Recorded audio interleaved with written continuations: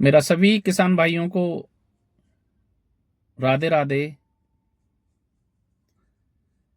1 मार्च यानी परसों सुबह की जो ओलावृष्टि और बारिश हुई है,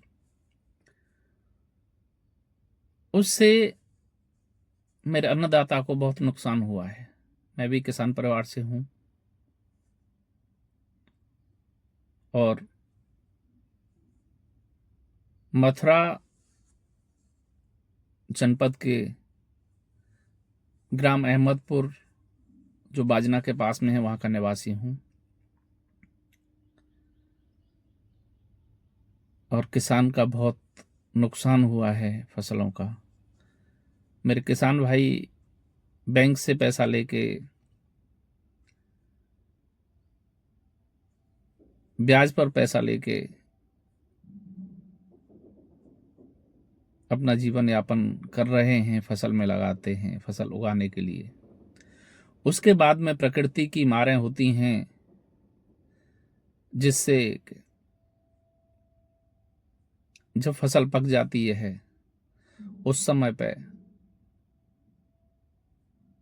जो प्रकृति की मार होती है, बारिश ओले पड़ना, उससे फसल बर्बाद होती है। वैसे मेरे जनपद में कृषि मंत्री भी माननीय लक्ष्मी नारायण जी भी मथुरा से हैं।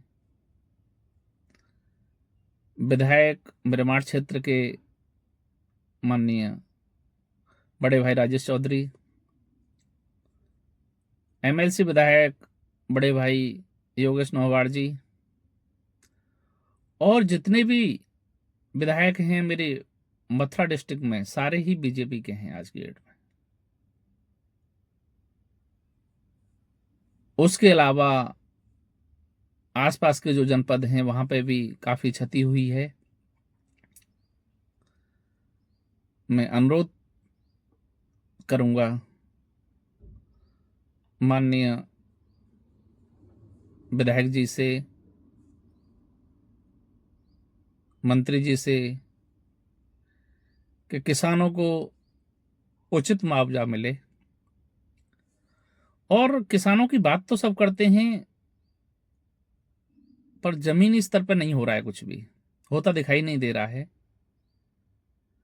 जैसे माननीय नितिन गडकरी ने सड़कों की लाइन लगा दी है, सड़क इतनी बिछा दी हैं कि अगर नहीं बनाए ना 20 साल भी, तो कोई जरूरत ही नहीं है। मैं सरकार से, आज मेरे देश में डबल इंजन की सरकार है, प्रदेश में भी है, अब तो काफी राज्यों में बीजेपी की राज्य और केंद्र दोनों सरकार दोनों में है। तो मैं अनुरोध करना चाहता हूं कि किसानों को उनका एक तो निःशुल्क बीमा किया जाए।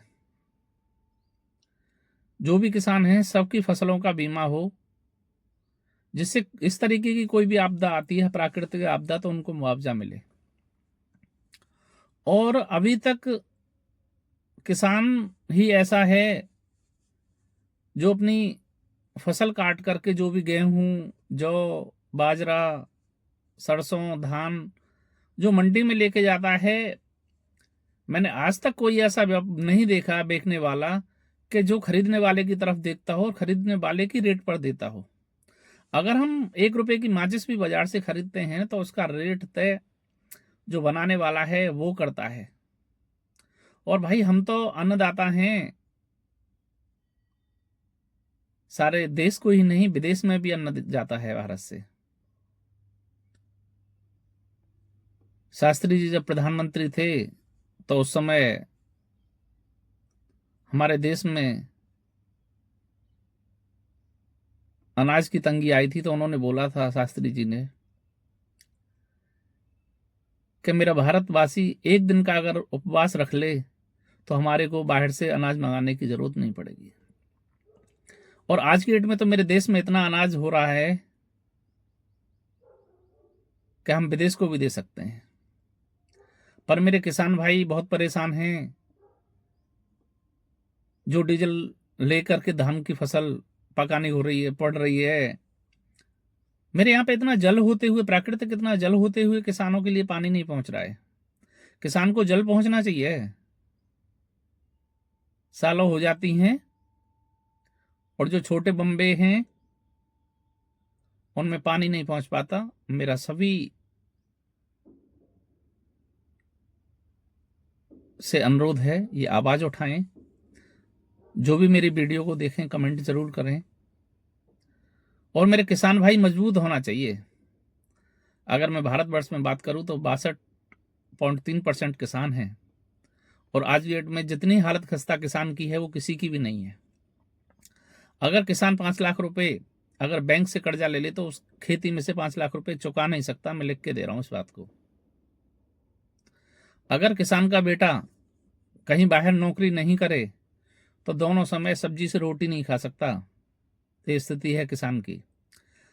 और हमारे पे खेत जमीन आ कितनी रही है, आप ये तो देखो। एवरेज में अगर देखोगे ना तो 25 बीघा भी जमीन एक नाम पे आ नहीं रही है आज के समय में। रोजगार पे भी ध्यान दें। और मेरे किसान को अगर हर खेत के लिए सरकार अगर पानी मुहैया करा दे तो काफी समस्या का हल होगा। और एमएसपी पे लोग राजनीति करते हैं। काफी लोग बातें तो बहुत करते हैं किसान नेताओं की, पर मेरी समझ में नहीं आता क्या हो रहा है। अगर कोई भी छात्र पूरी साल पढ़ता है और 10वीं का जब रिजल्ट आए, 10वीं का जो छात्र है पूरे साल पढ़ा, ट्यूशन भी पढ़ा रहा है माता पिता, और जब वो फेल हो जाता है तो उसके पढ़ने से कोई फायदा नहीं है। अगर कुछ है तो आप बताओ मेरे को। तो कम से कम 500 किसान यूनियन बनी हुई हैं पूरे भारतवर्ष में, उसके बाद भी एमएसपी भी नहीं करा पा रहे हो। सरकार भी नहीं कर रही है। एक तरफा कमी नहीं है। राजनीति करने वाले लोग राजनीति करते हैं। किसान के बारे में सोच कौन रहा है वो बताए तो सही एक बार। मेरे किसान को जल नहीं मिल रहा है, मेरे किसान को खाद इतना महंगा मिल रहा है जिसका कोई जवाब नहीं। मेरा सभी से अनुरोध है कि सरकार की सहयोग करें। जय जवान जय किसान।